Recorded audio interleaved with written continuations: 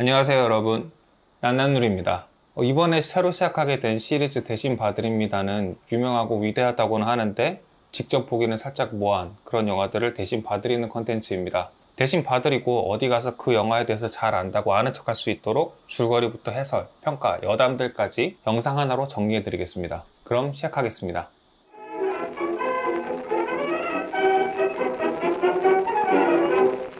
자, 본 시리즈의 첫 번째 영화는 시네마 천국입니다.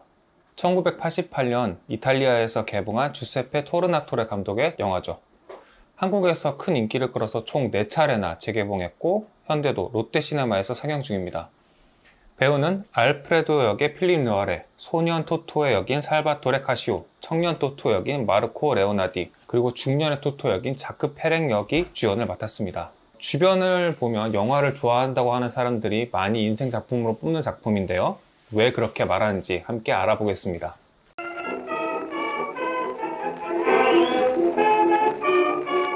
그래서 무슨 얘기인데? 라고 물어보신다면 이렇게 대답하면 됩니다.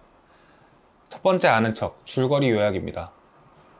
영화는 1980년대 이탈리아 시칠리아의 한 가정집에서 시작합니다. 이젠 노파가 되어버린 주인공의 어머니가 전화로 주인공인 살바토레 디 비타를 찾습니다. 그는 중년에 성공한 영화 감독인데 무려 30년 동안이나 고향에 돌아가지 않았죠. 어머니는 그에게 알프레도란 사람이 돌아가셨다는 소식을 전합니다. 늦게 집에 들어오느라 전화를 받지 못했던 살바토레는 그 전화를 대신 받은 여자친구를 통해서 알프레도의 부고와 내일이 그의 장례식이라는 소식을 듣습니다. 생각이 많아진 얼굴로 잠자리에 누운 살바토레는 회상을 시작합니다. 첫 회상은 제2 2차 대전이 한창이었던 1940년대 시칠리아 섬에 있는 마을 지안칼도를 배경으로 합니다. 당시 소년이었던 살바토레는 별명이 토토로 불렸고 신부님을 도와서 미사 시간에 종을 울리는 역할을 합니다. 그 당시 마을에는 유일한 영화관이 시네마 천국에 있었고 알프레도는 그곳의 영화 기사였습니다.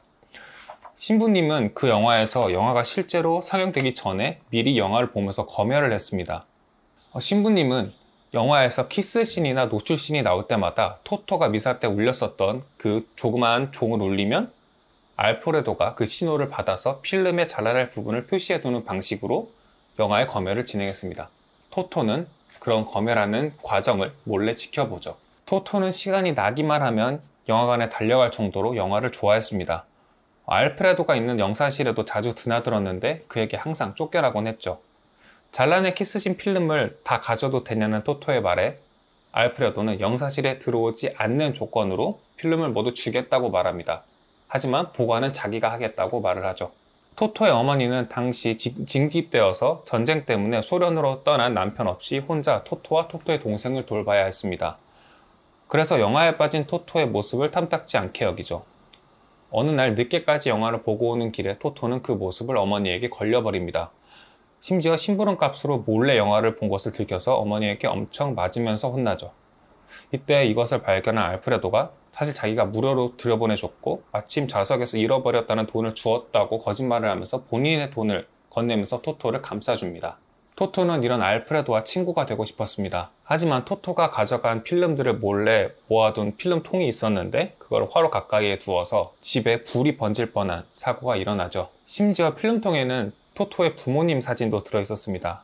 이 사건에 분노한 어머니는 알프레도를 비난하면서 토토와 알프레도가 어울리지 못하게 만듭니다. 그럼에도 토토는 잔꾀 같은 걸 써서 영사실에 직접 들어가려고 하죠. 토토는 이 일을 가르쳐 달라고 하지만 알프레도는 이 일이 너무 힘들고 좋은 직업이 아니라는 이유로 거절합니다.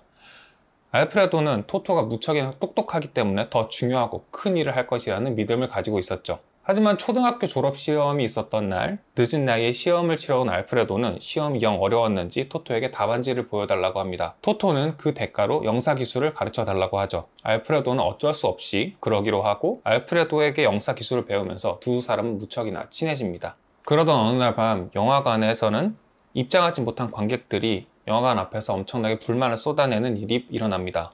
알프레도는 이 사람들을 위해서 깜짝 이벤트를 여는데 영사기 렌즈를 창문 구멍에 맞추고 화면을 건너편 집 벽 테라스 쪽에서 비춰서 영화를 재생하는 일종의 야외 상영회를 여는 것이죠. 하지만 상영 도중에 심하게 발열이 돼서 영사기 필름에 불이 붙고 순식간에 번져버립니다. 알프레도는 이를 막아보려고 되게 애쓰지만 정신을 잃어버리고 맙니다. 모두가 도망치는 와중에 토토는 용감하게 불타는 극장으로 들어가서 알프레도를 구해내죠. 이 불로 인해서 시네마 천국 완전히 불타버리고 알프레도는 목숨을 부지하지만 실명을 하게 됩니다. 하지만 다행히도 얼마 전에 스포츠 복권에 당첨돼서 부자가 된 나폴리 출신의 주민 시치오가 재건 자금을 대서 영화관은 신시네마 천국이라는 새로운 이름으로 재건이 될 수 있었습니다. 또 알프레도의 빈자리는 살짝인 법적인 편법을 이용해서 토토가 새로운 영사기사가 되어서 이어받게 되죠. 이 새로운 영화관에서는 키스씬이 검열 없이 상영되고 사람들은 이런 장면에 크게 환호합니다. 모든 재건 자금은 시초가 됐기 때문에 이전에 신부님들이 했었던 것처럼 검열은 더 이상 없고 더 이상 신부님을 검열할 수 있는 권한도 없었던 것이죠. 이제 직업도 생겼으니 토토는 학교를 그만두겠다고 말합니다. 하지만 알프레도는 이에 대해서 적극적으로 반대하죠. 이 일은 네가 할 일이 아니고 너에게는 전혀 다르고 중요한 일이 기다리고 있다 라고 말하면서 말이죠. 알프레도는 시력은 잃었지만 오히려 전보다 더 많은 것을 보게 되었다고 말합니다. 이때 알프레도가 토토의 얼굴을 쓰다듬는데 이 장면에서 토토의 얼굴이 어린이에서 10대 고등학생으로 바뀝니다. 영화가 시간이 흘러서 토토의 청소년기라는 두 번째 회상의 배경으로 이동한 걸 보여주는 것이죠. 토토는 능숙한 영사기사가 되어서 일하면서도 고등학교를 다니고 있었습니다. 또 취미로 8mm 카메라를 들고 다니면서 여러가지 영상을 남기기도 하죠. 영상을 남기던 도중 새로 전학 온 엘레나를 찍게 됩니다. 엘레나는 새로 생긴 은행의 중역의 딸로 무척이나 부유한 집안의 자녀였습니다. 토토는 엘레나를 보고 한눈에 반하게 되죠. 엘레나와 이어지기 위해서 나름의 노력들을 해보지만 맘처럼 잘 되진 않습니다. 고민에 빠진 토토의 모습을 보면서 알프레도는 토토에게 엘레나에 대한 마음을 접으라는 충고를 해줍니다. 그러면서 이야기를 하나를 들려주는데 그것이 공주와 병사의 이야기입니다. 엄청나게 아름다웠던 한 나라의 공주를 사랑하게 된 일개 병사가 있었는데 공주는 그에게 100일간 발코니 밑에서 기다린다면 사랑을 받아주겠다고 말하죠. 병사는 비가 오나 눈이 오나 99일간 그 자리를 지켰지만 마지막 100일이 되기 전 그 자리를 떠났습니다. 이 이야기의 의미를 묻는 토토에게 알프레도는 나도 모른다. 하지만 이유를 알게 되면 나에게 알려다오 라는 말만 덧붙입니다. 하지만 토토는 포기하지 않았습니다. 성당에서 엘레나가 고해성사를 할 때 신부님을 따돌린 뒤 몰래 고해성사실에 들어가서 엘레나를 마주하죠. 하지만 엘레나는 토토의 사랑을 받아주지 않습니다. 그러자 토토는 이야기 속 병사처럼 매일 밤 네가 날 좋아할 때까지 네 창문 밑에서 기다리겠다고 말합니다. 마음이 변하면 창문을 활짝 열어달라고 말하면서 말이죠. 그 이후로 토토는 진짜로 매일 기다립니다. 시간이 흘러서 한 해의 마지막 날 밤이 되었고 살짝 열리는 듯한 엘레나의 창문을 보면서 기대를 해보지만 결국 창문은 열리지 않죠. 토토는 크게 상심한 뒤 영사실로 돌아옵니다. 매일 날짜를 체크했던 달력을 찢으면서 화를 내고 있었는데 놀랍게도 엘레나가 그 뒤에 서 있었습니다. 엘레나가 마음을 연 것이죠.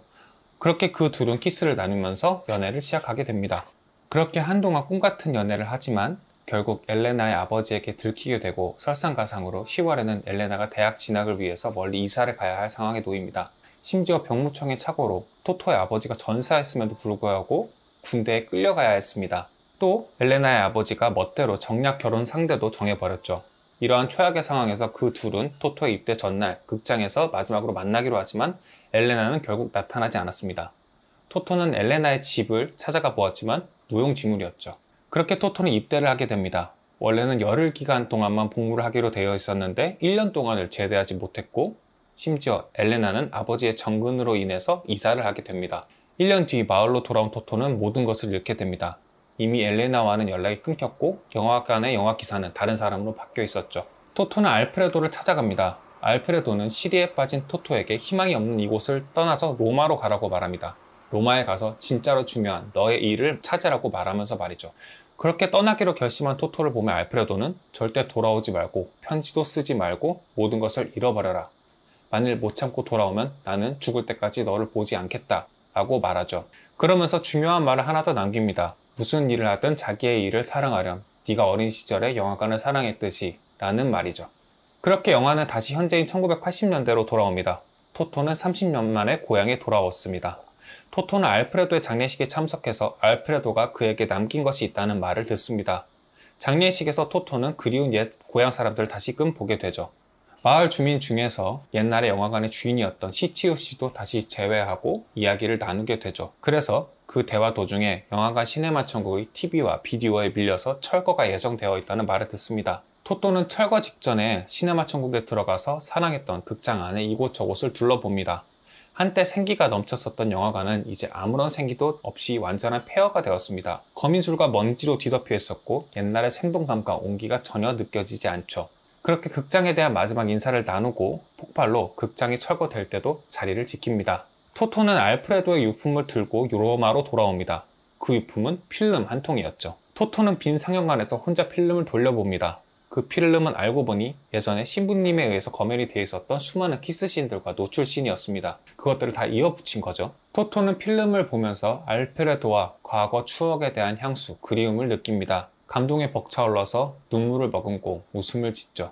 그렇게 영화 시네마 천국은 막을 내립니다.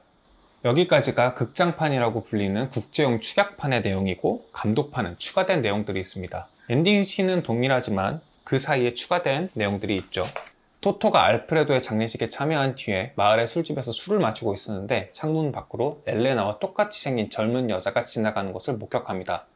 홀린 듯이 그녀의 뒤를 따라가다 보니 그녀의 집까지 다다랐죠. 그곳에서 그 여자와 나오는 중년 남성을 목격하게 됐는데 이 머리에 익숙한 상처가 있었습니다. 그 상처는 토토의 옛날 고향 친구인 보치아가 가지고 있었던 상처와 동일한 상처였죠. 그 단서를 통해서 연락처를 수소문해 보아서 결국 엘레나와 전화통화를 할 수 있었습니다. 만남을 애원하지만 엘레나는 재회를 거절하죠.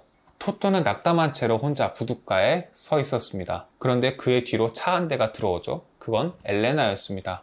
엘레나와 닮은 젊은 여자는 엘레나의 딸이었고 엘레나의 남편은 하원 의원이 된 보치아였습니다.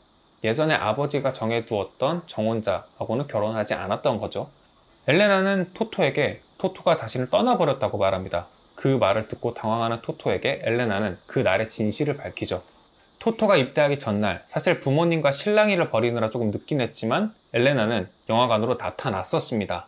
그곳에서 토토와 엇걸려서 만나지 못했죠. 엘레나는 부모님을 따르는 척을 해서 토토와 마지막으로 작별 인사를 할 기회를 얻었고 그 기회를 이용해서 토토와 같이 도망갈 계획을 세웠던 것입니다. 극장에서 엘레나는 알프레도를 마주칩니다. 토토를 기다릴 수가 없었기 때문에 그에게 상황을 모두 설명한 뒤에 자기는 그날 저녁에 떠날 것이며 토토에게 자기의 상황을 꼭 전해달라고 말하죠. 알프레도는 토토에게 모든 걸 전해주겠지만 토토와 헤어지는 것이 서로를 위해서 좋을 것이라는 말을 남깁니다. 위대한 사랑도 어차피 재가 되어 사라질 것이라는 말을 덧붙이면서 말이죠. 엘레나는 아저씨의 충고를 받아들이는 척 하지만 아저씨가 맹인인 것을 이용해서 토토에게 남길 말들과 연락처를 적어 메시지로 남겨둡니다. 하지만 토토는 그 내용을 발견하지 못했죠. 알프레도는 토토에게 엘레나가 찾아왔다는 사실을 완전히 감춰두었습니다. 엘레나는 이후 정혼자와 파혼을 하면서까지 토토를 찾았지만 토토는 이미 미련을 버리고 로마로 떠난 후였죠. 모든 사실을 알게 된 토토는 알프레도를 원망하지만 엘레나는 본인이 없었기 때문에 그런 훌륭한 영화들이 나올 수 있었던 거라고 얘기하면서 토토를 위로합니다. 그렇게 둘은 회한을 풀면서 키스를 나누죠. 다음날 토토는 엘레나에게 다시 전화를 걸지만 지난 밤은 그냥 꿈에 불과하고 우리는 막이 내린 이야기 때문에 더 이상 사랑을 나눌 수 없으며 이게 가장 해피엔딩일 것이라고 말하면서 완전한 이별을 고하죠. 이후에 극장이 폭파하는 씬과 로마로 돌아와서 알프레도가 남긴 유품을 돌려보는 장면으로 극장판과 동일하게 막을 내립니다.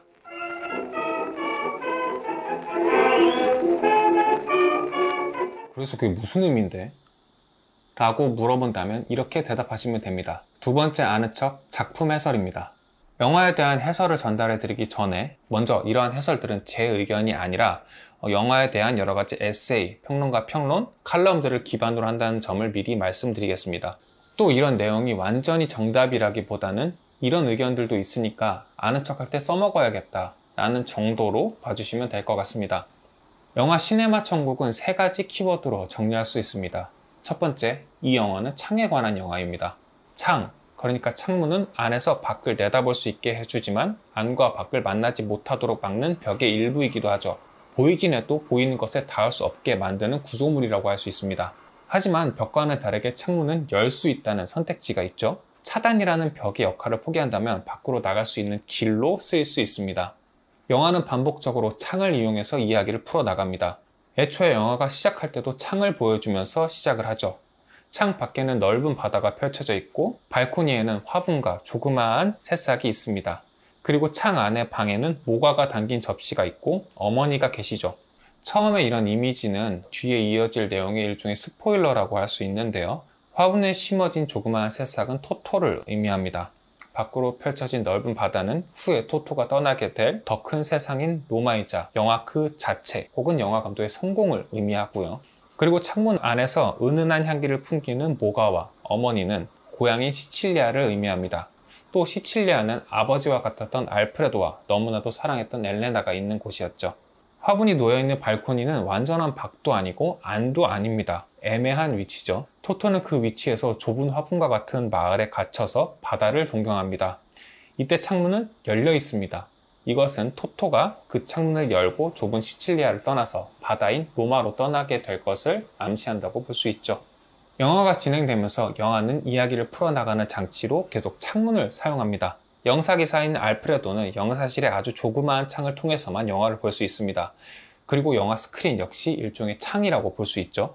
알프레도는 일생 동안을 그 창을 통해서 수많은 영화들을 보고 그 영화들에서 삶과 세상에 대해서 배웠을 겁니다. 그렇기 때문에 알프레도가 토토에게 조언을 해줄 때 항상 영화 속 명대사들로 조언을 해주죠. 또 알프레도는 영사실에 있는 마을 광장으로 향하는 창문을 통해서 세상과 연결됩니다. 그 창문을 통해서 좁고 어두운 영사실과 대비되는 밝고 활기가 넘치는 광장을 보죠. 그리고 그 창을 통해서 또 그 안에 있는 사람들과도 소통합니다. 이런 알프레도는 화재로 인해서 시력을 잃습니다. 알프레도가 영화를 보던 조그마한 영사실 창이라는 창, 또 영화 스크린이라는 창, 또 이 모든 창들을 볼 수 있도록 만들어준 시력이라는 창을 잃게 되는 것이죠. 하지만 알프레도가 그러한 조그마한 창들을 부쉈기 때문에 마음의 눈으로 더 많은 것을 보게 됩니다. 예를 들어 토토가 가진 가능성과 또 그가 마주할 큰 세상들 같은 걸 말이죠. 그래서 알프레도는 처음으로 영화의 대사가 아닌 내 대사로 토토에게 충고를 합니다. 이곳에서 떠나서 돌아오지 말아라. 인생은 네가 본 영화와 다르고 더 어렵다. 그러니 로마로 떠나서 돌아오지 말라 라고 말이죠. 토토는 처음에는 관객으로 영사실의 그 조그마한 창을 통해서 알프레도와 소통합니다. 이후에는 본인이 직접 영사기사가 돼서 알프레도와 동일한 경험을 하죠. 즉 알프레도처럼 토토 역시 세상을 보는 창이 조그마한 영사실의 창과 스크린뿐이었던 겁니다. 그래서 어린 토토에게는 영화와 이 조그마한 시칠리아 마을이 세상의 전부였을 겁니다. 그렇기 때문에 알프레도는 토토가 자신의 창을 부수고 나아가기를 진심으로 바랬던 거죠. 또 그렇기 때문에 처음으로 자기의 모든 진심을 담아서 내 대사로 토토에게 떠나라고 충고한 것이죠. 또 토토와 엘레나의 이야기 역시 창을 통해서 진행됩니다. 토토는 8mm 카메라 렌즈라는 창으로 처음 엘레나를 만나게 되죠. 그리고 고해성사라는 고해소 안에서 창 너머의 엘레나에게 처음으로 진실된 사랑을 고백합니다. 그 뒤 그녀의 마음을 얻기 위해서 그녀의 집 앞에서 그녀의 방 창문이 열리기를 기다리죠. 비록 창문은 끝까지 열리지 않았지만 엘레나는 지금까지 둘 사이에 존재했던 창을 깨버리고 직접 토토를 찾아갑니다. 그래서 그 둘은 사랑을 이루게 된 거죠. 하지만 그 둘의 짧은 사랑은 말씀드렸던 것처럼 아버지에 의해서 방해를 받게 되는데 이때 그 둘은 창문도 아니고 아예 화장실 벽을 사이에 두고 이야기해야 하는 장면으로 그 이야기를 보여줍니다. 결국 사랑은 이루어지지 않습니다. 30년 뒤에 토토가 마을로 돌아올 때 마을의 모습은 토토가 탄 비행기의 창문과 자동차의 창문에 비친 모습으로 묘사를 하죠. 그리고 토토는 수소문에서 알아낸 엘레나의 집 앞, 그녀의 창문 앞에서 전화를 하면서 엘레나를 기다립니다. 두 번째로 이 영화는 사랑에 관한 영화입니다. 이 영화는 1940년대라는 엄청 옛날인 시대적 배경과 이탈리아의 작은 시골 마을이라는 공간적 배경을 가지고 있습니다. 그러니까 시대적 배경과 공간적 배경 모두 상당히 특수하다는 거죠. 특수하다는 것은 어떻게 보면 관객들이 공감하기 어렵다고도 볼 수 있습니다. 하지만 이 작품은 우리나라를 포함해서 전 세계적으로 큰 인기와 평가를 받은 작품입니다. 이것은 이 작품이 역사 문화적인 경계를 초월해서 관객의 공감을 이끄는 사랑이라는 주제를 중심으로 만들어졌기 때문입니다. 사랑은 시간을 초월한 영원한 존재이기도 하죠. 시네마 천국에서 주로 다루는 사랑은 세 가지입니다. 먼저 영화에 대한 사랑입니다. 토토가 작품 내내 보여줬었던 영화에 대한 열렬한 사랑 이외에도 영화 한 편 한 편의 경험을 소중히 여기고 울고 웃었던 주민들의 영화에 대한 사랑까지 포함됩니다. 그리고 엘레나와 토토의 사랑입니다. 결국 주변의 반대로 사랑이 이루어지진 못했지만 서로를 위해서 모든 것을 바치려고 했었던 사랑이죠. 마지막으로는 일종의 부자 사이였던 알프레도와 토토 사이의 사랑입니다. 알프레도는 친구이자 제자, 그리고 생명의 은인이었던 토토를 아들처럼 진심으로 아꼈죠. 토토 역시 고향을 떠나 30년 동안이나 알프레도를 잊지 못했고, 그가 남긴 유산을 보면서 자신의 친구이자 멘토, 그리고 아버지였던 그를 그리워합니다. 세 번째로 이 영화는 영화의 향수에 관한 영화입니다. 영화에서는 1940년대 이탈리아 극장 문화가 잘 재현되어 있죠. 영화를 보면 극장 내 에티켓이 장착된 요즘의 시선을 보면 기겁할 만한 장면들이 많이 나옵니다. 관람 중에 소리를 지르고 야유를 한다거나 아니면 큰 소리로 인사를 하면서 들어오는 관객도 있습니다. 심지어는 극장 내에서 음식을 팔기도 하고 모유수유도 하죠. 하지만 이때는 영화관이 단순히 영화를 보는 공간을 넘어서 마을 공동체의 기능을 했습니다. 사람들은 영화관에서 함께 울고 웃으면서 서로 유대를 느꼈죠. 심지어는 영화관에서 서로 한눈에 반한 두 사람이 평생을 함께 하기도 합니다. 즉, 영화관이 일종의 광장이었고 요즘으로 친다면 모두가 함께한 SNS와 같은 공간이었습니다. 그렇기 때문에 영화관과 그곳에서 상영되는 영화가 그들의 삶의 일부가 되었던 것이죠. 80년대가 되어서는 TV와 비디오에 밀려서 극장 문화가 쇠퇴합니다. 그래서 극장에 함께 모여서 삶을 공유하던 공동체 문화 역시 쇠퇴할 수밖에 없었죠. 영화에서는 80년대가 되어 극장 시네마 천국이 폭파되고 알프레도가 사망하는 것으로 그 쇠퇴를 드러냅니다. 예전에는 영화가 상영될 때마다 함께 모여서 유대를 나누었던 마을 주민들은 너무 늙어버렸고 알프레도의 장례식이나 영화관 시네마 천국의 폭파 때에나 모일 수 있었죠. 사람들이나 공동체 모두 예전 같지 않았던 겁니다. 이러한 변화와 이 변화를 목격하는 토토 역시 무척이나 아련하게 그려집니다. 과거의 왁자지껄하고 찬란했던 때에 비해서 너무 낡아버린 영화관과 늙은 주민들, 그리고 그들에게서 반가움과 아련함을 느끼는 토토. 영화에서는 이러한 구조로 삶이었던 영화에 대한 향수를 다루고 있습니다. 지금까지 내용적인 해설을 알아보았다면 이제는 어떠한 형식적인 기법이 쓰였는지 해설해 드리겠습니다. 이 영화는 감각적인 영상미로도 유명한 작품이죠. 이런 특유의 영상미를 위해서 무척이나 다양한 카메라 앵글과 샷이 이용되었습니다. 먼저 주세페 감독은 인물들의 심리 상태를 카메라 앵글을 통해서 은유적으로 전달하는 데 능한 감독이라고 합니다. 그 예로 어린 시절의 토토와 알프레도의 대화 장면을 들 수 있는데요. 알프레도가 토토에게 조언을 할 때 카메라는 그 얘기를 듣는 토토를 높은 각도에서 내려다보면서 찍습니다. 반대로 토토가 대답할 때에는 대답을 듣는 알프레도를 낮은 각도에서 올려보면서 찍죠. 즉, 하이 앵글과 로우 앵글을 번갈아 가면서 사용했다는 건데, 이를 통해서 관객은 두 인물이 가지고 있는 경험과 가지고 있는 권위의 차이를 무의식 중에 확인할 수 있습니다. 또 카메라가 직접 인물에게 가까워지는 달리인이라는 기법을 사용했습니다.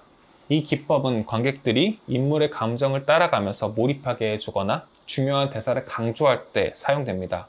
예를 들어서 알프레도가 토토에게 공주와 병사의 이야기를 해주는 장면이 있죠. 이 장면에서 카메라는 정말 천천히 그 두 인물에게 가까워지는데 거의 느껴지지 않을 정도로 섬세하게 가까워지면서 관객들은 자기도 모르게 이야기 속으로 빠져드는 느낌을 받습니다.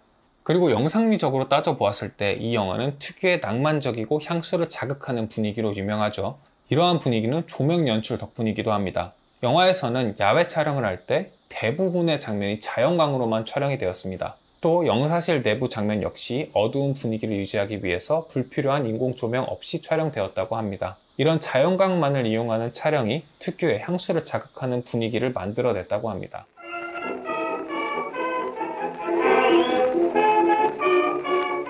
그래서 왜 그렇게 만들었대? 라는 질문에는 이렇게 답하시면 됩니다. 네 번째 아는 척, 작품 외부적 해설입니다. 이렇게 작품을 만들게 된 외부적인 배경과 요인들에 대해서 설명해 드리는 파트입니다. 첫 번째로 이 영화는 당시 이탈리아의 정치적 상황과 깊은 연관이 있습니다. 영화 초반부 신부님의 검열 장면 기억하시죠? 이탈리아에는 1946년부터 1992년까지 기독교 민주당이라는 당이 정치적인 독점을 누렸다고 합니다. 당시 이탈리아 사회에서는 가톨릭 교회가 대중들에게 큰 영향력을 가지고 있었고 이 정당은 그런 교회와 긴밀하게 협력했죠. 따라서 교회는 원래도 영향력이 컸지만 장기 집권 정당을 등에 업고 대중들에게 그 이전보다도 더 막강한 권력을 행사했다고 합니다. 그런 권한을 행사하기 위해서 교회가 만든 것 중에 하나가 바로 본당 영화관이라는 공간이었습니다. 주로 시골이나 작은 마을에 세워졌고 이곳에서는 정치적으로 좌파 성향을 띠는 영화들을 상영 금지시키거나 키스와 같은 애정씬이 나오는 장면을 검열했습니다. 하지만 1980년대에 들어서면서 대중들은 점점 새로운 의식을 갖기 시작했고 그에 따라서 기존 권력에 대한 반발도 거세졌습니다. 결국 기독교 민주당의 장기 집권은 막을 내리게 되죠. 영화 시네마 천국은 바로 그 시기, 즉 기독교 민주당 정권 말기에 제작된 영화입니다. 따라서 기존 권력에 대한 비판적인 시선을 담은 장면들이 등장하는 것이죠. 이러한 맥락을 알고 보면 신부님이 종을 치는 장면은 단순히 유머 요소가 아니라 그 시대의 현실을 풍자하는 장치인 것을 알 수 있죠. 또 영화는 신부님이 검열을 위해서 울리고 있는 작은 종을 비추다가 바로 이어서 마을 광장에 울려 퍼지는 거대한 교회 종으로 화면을 전환합니다. 이건 당시 사회상을 상징적으로 표현한 건데요. 작고 사적인 영화관 안에서 통제의 상징이었던 작은 종이 결국 마을 광장이라는 사회의 중심에 위치한 큰 종으로 바뀐다는 거죠. 즉, 당시 카톨릭 교회가 작은 영화관을 억압하듯이 이탈리아 사회 전체를 통제하고 억압했다는 걸 은유적으로 보여주는 것입니다. 그리고 신부님이 영화관에 들어가기 전에 자신의 옷장에서 옷을 갈아입는 장면이 나오는데요. 이때 옷장 왼쪽 문이 열리면서 마리아 상이 클로즈업 됩니다. 마리아는 어머니의 상징이자 사랑 그 자체를 의미하죠. 그런데 이 마리아 상을 옷장 안에 숨겨두었다는 것은 교회가 사랑을 억누르고 감추고 있다는 것을 상징적으로 표현해내는 것입니다. 그래서 영화 속에서도 사랑을 나타내는 장면들은 신부님의 검열 대상이 되는 거고요. 당시 사회를 보여주는 다른 장면으로 프리미어 발코니석에 한 관료를 담은 장면이 나옵니다. 프리미어 발코니 좌석은 상류층 관료들이 앉을 수 있는 영화관 위층의 좌석입니다. 영화관이 아직 교회의 소유였을 때 한 관료가 그 자리에 앉아서 일반 관객 쪽으로 침을 뱉는데 그때는 관객들의 야유만 들을 뿐 아무런 제재도 받지 않죠. 하지만 영화관이 불탄 뒤 새로 개장했을 때 똑같은 짓을 한 관료는 일반 관객들에게 더러운 기저귀를 맞습니다. 이 장면은 시간이 흐르면서 새로운 의식을 가진 사람들이 기존 권력인 기독교 민주당 정권에 맞서 싸우는 모습을 은유적으로 보여준다고 할 수 있습니다. 하지만 주세페 감독은 이러한 장면들을 단순히 무슨 일이 벌어졌는지 담담하게 보여줄 뿐입니다. 어떠한 변화에 대한 메시지를 강요하기보다 관객 각자가 스스로 영화에 담긴 의미를 생각해 볼 수 있도록 기회를 열어둔다고 할 수 있죠. 두 번째로 이 영화는 이탈리아 영화사와도 깊은 관련이 있습니다. 이탈리아 영화는 1950년대에 네오리얼리즘이라는 사조가 전성기를 맞았죠. 하지만 70년대에서 80년대로 들어서면서 대부분의 자본이 할리우드로 빠져나가면서 80년대 이후 이탈리아 영화 산업은 침체기를 겪게 됩니다. 극중 주인공이 토토는 바로 이런 80년대의 유명 영화 감독이 된 사람인데요. 그렇기 때문에 침체기에 접어든 현실과 달리 영화가 삶이자 전부였던 어린 시절에 대한 깊은 향수를 품을 수밖에 없었던 것이죠. 영화 내내 반복되는 향수라는 테마는 이러한 실제 역사적 상황을 반영한 것입니다. 하지만 놀랍게도 이 영화가 개봉하면서 이탈리아 영화계에는 큰 변화가 생기는데요. 엄청난 평가와 흥행을 기록하면서 영화 지중해 인생은 아름다워와 함께 1980년대 침체기에 빠져 있었던 이탈리아 영화 산업을 다시 일으켜 세웠기 때문이죠. 세 번째로 이 영화는 당시 이탈리아 영화계의 침체기를 보여주는 것을 넘어서 당시 변화하던 미디어 환경과 영화 매체 자체의 위기의식을 은유적으로 담아냅니다. 전 세계적으로 1960년대부터 TV가 급속도로 보급되기 시작했습니다. 그래서 사람들은 점점 영화관 대신에 집에서 TV를 보는 게 익숙한 일상이 되었죠. 심지어 80년대에는 VHS 비디오와 같은 기술이 등장하면서 가정에서도 쉽게 영화를 볼 수 있는 시대가 열렸습니다. 즉, 영화를 본다라는 행위 자체가 공공의 공간이었던 극장에서 사적인 공간인 집으로 이동하게 된 거죠. 영화 속에서는 이 변화가 죽음이라는 상징으로 반복적으로 표현됩니다. 어린 시절 토토가 영화의 마법에 빠져들었었던 시네마 천국은 결국 화재로 소실되고 영사기사였던 알프레도는 그 사고로 시력을 잃는 비극을 맞습니다. 이 장면은 단순한 사고가 아니라 전통적 영화 매체의 몰락을 암시하는 장치로 볼 수 있습니다. 특히 그 화재가 야외 상영을 처음 시도한 날 벌어졌다는 것, 즉 극장이라는 공간에서 벗어난 새로운 시도가 결국 파국으로 이어진다는 점이 그 해석을 뒷받침하죠. 미디어 환경의 변화가 영화 매체에 위협을 끼치고 있다는 것을 암시하는 것일 테니까요. 더 나아가 불탄 후 새로 개장했던 영화관마저 결국 철거되어서 주차장이 되고 알프레도 역시 세상을 떠납니다. 이건 단순히 영화관 하나의 운명이 아니라 사람들이 함께 감정을 공유했었던 공공의 문화 공간으로서의 영화관이 더 이상 존재하기 어려운 시대가 도래했음을 보여주는 것입니다. 그리고 동시에 이거는 영화라는 매체 자체의 쇠퇴를 은유적으로 보여주는 것이기도 하고요. 하지만 이 영화는 단순히 영화의 죽음에 대해서만 이야기하지 않습니다. 동시에 영화의 부활이라는 메시지 역시 명확하게 드러내고 있죠. 토토가 불타는 영화관에서 알프레도를 구해내고 다시 문을 연 영화관에서 영사기사의 자리를 물려받는 장면은 영화라는 예술이 형태를 바꿔가면서 계속 이어질 수 있다는 희망을 담고 있습니다. 상실과 변화가 있더라도 영화를 사랑했었던 사람들의 기억이나 추억은 사라지지 않는다라는 메시지를 담은 것이죠. 그리고 이 메시지는 지금의 OTT, 스트리밍 시대에도 여전히 유효합니다. 플랫폼은 변하고 매체는 달라졌지만 영화에 대한 사랑은 아직까지도 살아있으니까요. 그래서 결국 이러한 측면에서 영화가 얘기하고자 하는 것은 영화의 영속성입니다. 토토는 어린 시절 실수로 아버지의 사진을 태워버리지만 그 공백을 메운 건 알프레도와 영화라는 새로운 아버지였습니다. 아버지의 부고를 들었을 때조차 토토는 아버지와 닮았다고 들었었던 배우 클라크 게이블이 그려진 영화 포스터를 보고 미소를 짓죠. 그 웃음은 과거의 상실을 슬퍼하는 것이 아니라 이미 자신 안에 살아있는 또 다른 아버지인 알프레도와 영화를 받아들였다는 상징입니다. 그리고 세월이 흐른 뒤에 토토가 알프레도의 유품으로 받은 필름을 상영하는 순간 사라졌었다고 여겼던 1940년대의 시네마 천국과 영화들이 다시 살아납니다. 즉, 알프레도는 죽었고 영화관은 사라졌지만 토토의 마음속에서 영화라는 아버지는 영원히 살아있었습니다. 정리해보자면 영화 시네마 천국은 비록 미디어 환경이 변화할지라도 영화라는 예술은 어떠한 형태로든 계속 존재할 것이고 결코 사라지지 않는다는 믿음을 담은 영화라고 할 수 있습니다.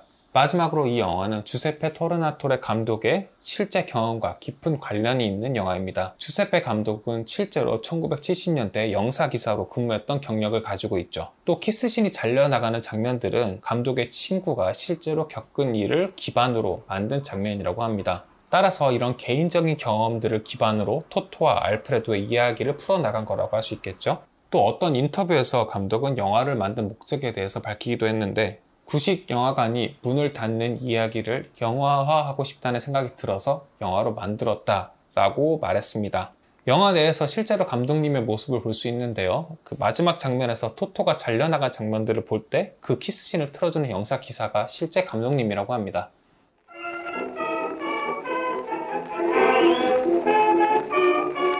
그래서 얼마나 대단한 건데? 라는 질문에는 이렇게 답하시면 됩니다. 5번째 아는 척, 평가와 수상입니다.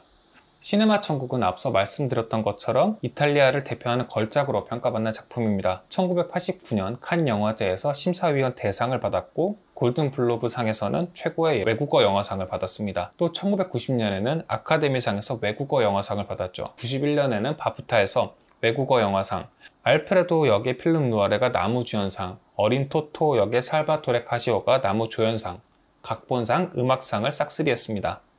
한국에서도 평가가 좋았는데요. 1990년 청룡영화제에서 외국어 영화상을 수상했죠. 또 평가가 무척이나 좋습니다. 메타크리틱에서는 전문가들의 평점인 메타스코어가 100점 만점에 80점, 유저 점수는 8.9점입니다. 로튼토마토의 신선도는 90%, 관객 점수는 97%입니다. 또 IMDb 평점 10점 만점에 8.5점으로 IMDb 탑 250에서 52위에 해당하는 기록을 세웠죠. 전반적으로 높은 점수를 받았는데요. 앞서 해설에서 말씀드렸던 부분들이 좋은 평가를 받는 이유입니다. 영화에 대한 사랑과 향수, 시대와 장소를 뛰어넘은 인간 감정을 잘 담아낸 작품이라는 거죠. 평론가들의 한 줄 평을 정리해보자면 영화 관람 경험을 축하하는 따뜻한 헌사, 감성적인 성장 영화이자 영화관의 마법을 떠올리게 하는 작품, 시네마 천국은 예술이 정말로 신성할 수 있다는 믿음을 이끈다 라는 좋은 평들이 많습니다. 특히 영화에 대한 헌사라는 부분에 집중한 평들이 많죠. 하지만 부정적인 리뷰 역시 존재합니다. 평론가 로저 이버트는 어린 시절에 토토가 나오는 영화의 처음 부분은 마법처럼 빛나는 순간이지만 뒤로 갈수록 예측 가능한 전개가 나온다고 비판했습니다. 사실 사춘기 소년이 겪는 성장 과정이라는 게 새롭고 예상 받기가 무척 어렵고 영화관의 죽음을 표현하는 방식 역시 신선하게 보여주기가 쉽지 않다고 덧붙이면서 말이죠. 특히 그 영사실이 불타는 장면 자체가 감정을 억지로 끌어내는 과한 장면이라고 비판했습니다. 영화관의 죽음이라는 것을 이야기로 자연스럽게 풀어내지 못해서 다소 억지스럽고 과한 장면을 추가했다고 말이죠.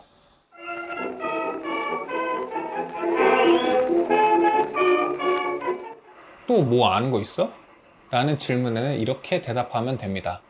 6번째 아는 척, 여담입니다. 앞에서 제가 이 영화는 극장판과 감독판으로 나뉜다고 말씀드렸죠. 하지만 사실 이 영화는 세 가지 버전이 있습니다. 첫 번째로 1988년에 이탈리아에서 개봉된 155분의 오리지널 버전이 있습니다. 이후에 해외 배급을 위해서 필요 없는 장면들을 잘라낸 123분의 국제용 추격판이 있죠. 이게 한국에서 흔히 말하는 극장판이고 현재 재개봉 중인 버전도 이 버전입니다. 그리고 마지막으로 감독이 여러 가지 장면을 추가해서 만든 173분의 감독판이 있죠. 감독판과 극장판은 단순히 내용 말고도 장면들의 배치에서 세세한 차이가 존재합니다. 감독판이면 더 길고 세세하니까 좋은 거 아니야? 라고 생각하실 수도 있지만 시네마 천국의 경우 좀 예외적인 케이스입니다. 두 버전 모두 꽤나 좋은 평가를 받고 있기 때문이죠. 어떤 버전이 더 좋은지는 취향의 영역이라는 의견이 많습니다. 그래서 지금도 커뮤니티나 리뷰 사이트에서 어떤 버전이 더 좋은지에 대해서 논쟁이 계속 이어지고 있죠. 두 버전의 가장 큰 차이는 엘레나 서사의 유무라고 볼 수 있습니다. 감독판에서는 마을로 다시 돌아온 토토가 엘레나와 재회하고 엘레나가 나타나지 않았다고 생각한 그날의 진실에 대해서 알게 되죠. 이런 것 말고도 자질구레한 마을 사람들의 이야기나 상영되는 고전 영화가 추가로 들어간 부분들이 있습니다. 엘레나 서사의 차이로 감독판과 극장판은 주제의식과 연출 방향성이 달라집니다. 먼저 감독판에서는 영화에 대한 순수한 헌사와 알프레도와 토토의 우정이 주요 주제가 됩니다. 하지만 감독판에서는 엘레나와의 이야기와 알프레도가 벌인 일종의 배신이 드러나게 되면서 연인과의 사랑과 그 상실이라는 주제가 더욱 부각되죠. 주요 주제가 여러 개가 됐다고 볼 수 있습니다. 연출 방향성도 크게 달라집니다. 극장판은 결말 부분에서 알프레도와 토토의 관계만을 집중하면서 영화의 끝을 여운으로 장식합니다. 관객들은 토토가 알프레도의 유품을 돌려보며 감격에 젖는 마지막 장면을 보면서 아련한 향수를 느끼죠. 관객들이 영화가 끝난 뒤 엔딩 크레딧이 올라가도 한동안 그 향수에 젖어서 여운이 가시지 않도록 만든 것입니다. 하지만 감독판에서는 결말 부분에 중년이 된 엘레나를 재등장시켜서 여운보다는 감정적인 해소로 영화의 끝을 장식합니다. 극장판에서 감추어졌었던 실제 사실들을 모두 알게 되면서 모든 의문점이 풀리게 되죠. 맨 마지막 장면은 감독판에서도 동일하지만 토토가 유품을 돌려보면서 짓는 그 표정이 관객들에게 좀 더 복잡하게 다가올 겁니다. 그러니까 둘 다 괜찮은 건 알겠는데 뭐가 더 잘 만들었냐고 라는 질문을 들을 수 있죠. 그럼 그래도 극장판이 더 잘 만들어졌다 라고 대답하시면 됩니다. 실제로 많은 평론가들이 극장판에 더 좋은 점수를 주거든요. 불필요한 부분들을 과감히 덜어내고 핵심 테마에 집중하면서 완성도를 끌어올렸다라는 평가가 지배적이죠. 심지어 이탈리아에서 맨 처음에 개봉했었던 오리지널 버전은 평범한데 극장판의 편집이 영화를 더 높은 수준으로 끌어올렸다는 평도 있습니다. 더 심하게는 감독판은 그 존재를 잊어버려라 라는 평가도 있을 정도죠. 게다가 영화가 받은 수많은 상들은 사실 극장판이 받은 상이기도 하고요. 평론가들이 주로 지적하는 감독판의 문제는 영화의 전개와 서사가 불필요하게 복잡해졌다는 것입니다. 추가된 엘레나의 서사와 드러나는 과거의 진실이 원래 명확했던 주제를 불분명하게 만든다는 거죠. 특히 알프레도의 캐릭터성에 큰 문제가 생깁니다. 감독판에서는 그가 거짓말을 내서 토토와 엘레나 사이의 관계를 망치는 인물로 그려지죠. 이런 묘사 때문에 관객들이 알프레도를 따뜻하고 희생적인 멘토라고 기억하던 감정이 크게 퇴색되는 겁니다. 알프레도에 대한 애정, 그리움, 동정심과 같은 감정들이 다 퇴색되는 거죠. 그러다 보니까 마지막 장면 역시 극장판처럼 감정적으로 와닿지 않게 되는 겁니다. 알프레도에 대한 향수에 완전히 집중할 수가 없으니까요. 때론 어떤 진실은 모르는 게 낫다고 하죠. 극장판에서는 엘레나라는 존재가 사라져버리고 끝까지 행방을 몰랐기 때문에 감정적인 여운이 더 커졌다고 볼 수 있습니다. 또 감독판은 굳이 안 넣었어도 될 장면들이 너무 많습니다. 영화에서는 마을 사람들의 모습을 유머 요소로 사용하고 있는데 감독판에서는 그 내용이 너무 지나치게 많다 보니까 오히려 늘어지면서 재미가 반감되는 것이죠. 그리고 또 토토가 마을의 매춘부와 첫 경험을 하는 장면이 나오는데 이거는 엘레나와의 애틋하고 순수한 관계를 망치기만 하는 장면이고요. 물론 감독판만의 장점도 분명히 존재합니다. 감독판은 인생의 희로애락, 그 자잘한 굴곡을 가감없이 담아낸 영화입니다. 극장판은 아름답게 다듬은 진짜로 영화 같은 인생을 보여줬다면 감독판은 좀 더 현실적이고 진짜인 삶을 보여주죠. 우리 인생이 사실 늘 예쁘고 감동적이지만은 않잖아요. 차라리 몰랐으면 좋았을 진실들도 있고 이게 꼭 필요한가 싶은 자질구레한 순간들도 많죠. 감독판은 그런 덜 영화 같은 순간들도 담담하게 보여줍니다. 그래서 어떤 사람들에게는 조금 더 진심으로 다가오는 영화죠. 예를 들어서 알프레도라는 인물이 극장판에서는 헌신적이고 완벽한 멘토로만 그려지지만 감독판에서는 토토에게 상처도 주는 복합적인 인물로 그려지죠. 실제로 존재할 법한 인물로 말입니다. 이런 점이 알프레도를 좀 더 입체적이고 살아있는 인물로 느끼게 만들어줍니다.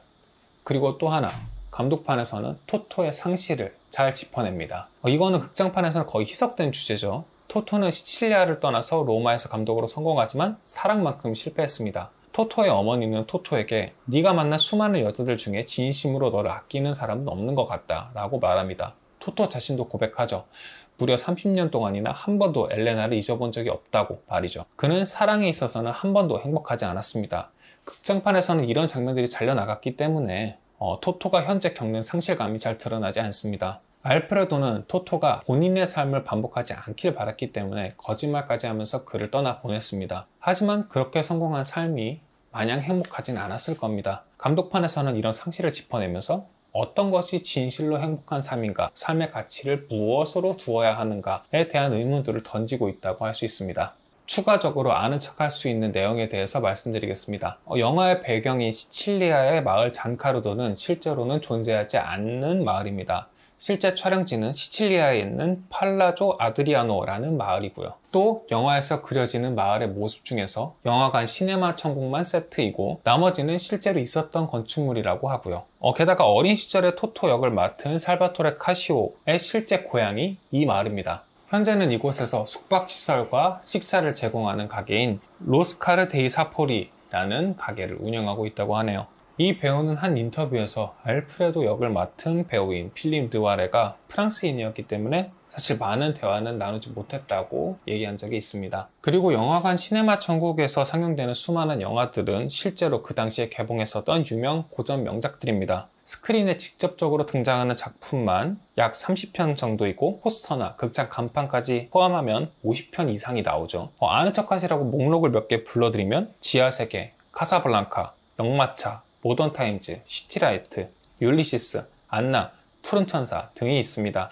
이렇게 고전 영화를 하나하나 삽입한 것 자체가 영화에 대한 헌사이자 영화 역사에 대한 경이라고 볼 수 있겠죠.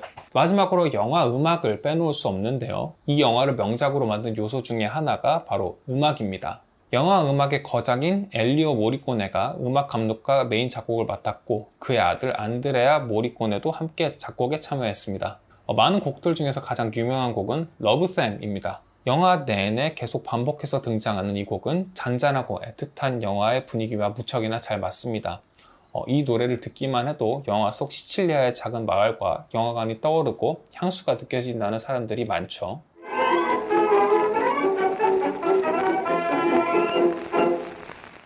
저는 개인적으로 영화에서 되게 깊게 공감했었던 장면이 하나 있습니다. 불타기 전에 시네마 천국 극장을 보면 영사실에서 상영관으로 필름을 내보내는 구멍이 사자의 머리 모양 장식으로 되어 있죠. 그래서 마치 사자의 입에서 영상이 뿜어져 나오는 것처럼 보입니다. 어린 토토는 그 장식을 보고 진짜 사자가 입을 움직이는 것처럼 착시를 느끼고 무서워합니다. 저는 이 장면을 보고 진짜 공감이 많이 돼서 되게 미소가 지어졌었는데요. 저도 어릴 때 영화 보러 가는 걸 되게 좋아했는데 그 영화관 공간 자체는 굉장히 무섭고 낯설게 느껴졌습니다. 어린 저에게는 너무 크고 어두운 공간이었죠. 특히 상영관을 들어갔을 때 좌석과 이어지는 그 어두운 통로가 있는데 그 부분이 되게 무서웠던 것 같습니다. 그래서 영화를 볼 때 화장실에 가고 싶어도 꼭 부모님과 함께 그 길을 걸어갔었던 기억이 나네요. 이러한 제 경험이 무려 1940년대 이탈리아를 배경으로 한 이 영화 속의 장면과 겹쳐 보였다는 게 진짜 놀라웠습니다. 이렇게 시대와 문화가 다르더라도 공감을 이끌어낼 수 있다는 점이 아마 이 영화가 지금까지도 회자되고 위대한 작품으로 평가받는 이유가 아닐까 싶습니다. 그럼 대신 봐드립니다의 첫 번째 편 영화 시네마 천국은 여기서 마치도록 하겠습니다. 제가 말씀드린 부분만 기억하셔도 어디 가서 영화 시네마 천국에 대해서 얘기를 할 때 말문이 막히는 일은 없을 겁니다. 물론 직접 보신다면 더할 나위 없이 좋겠지만요. 시청해주셔서 감사합니다. 다음에는 또 다른 영화로 찾아오겠습니다.